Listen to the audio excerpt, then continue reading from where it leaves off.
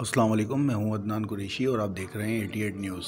88 news पिछले चंद हफ्तों से बार बार अपने शुमारे में शाया कर रहा है कि राशिद कमाल के कमालात देखें और इसके ऊपर एक्शन कीजिए, लेकिन चेयरमैन और वाइस चेयरमैन इसके ऊपर एक्शन लेने से आज भी कासिर हैं। क्या वजह है? राशिद कमाल ताकतवर हैं या राशिद कमाल चेयरमैन या वाइस चेयरमैन साहब के चहीते हैं?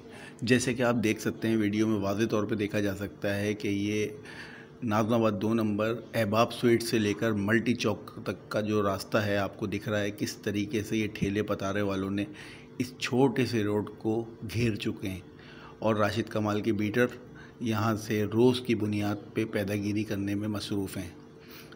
एक तरफ एसी साहब की बेहतरीन कार्रवाइयाँ, राशिद कमाल साहब के जो प्राइवेट बीटर हैं वो पीछे से, एसी साहब आगे से ये सारी की सारी गैर कानूनी इंक्रोचमेंट हटवाते हैं और पीछे से आकर इनके प्राइवेट बीटर ये दोबारा से इंक्रोचमेंट करवाते हैं। ना तो इनके ऊपर आज तक एक्शन हुआ है और ना ही इनकी किबला आज भी दुरुस्त हुआ है, लिहाजा इनके ऊपर एक्शन कीजिए।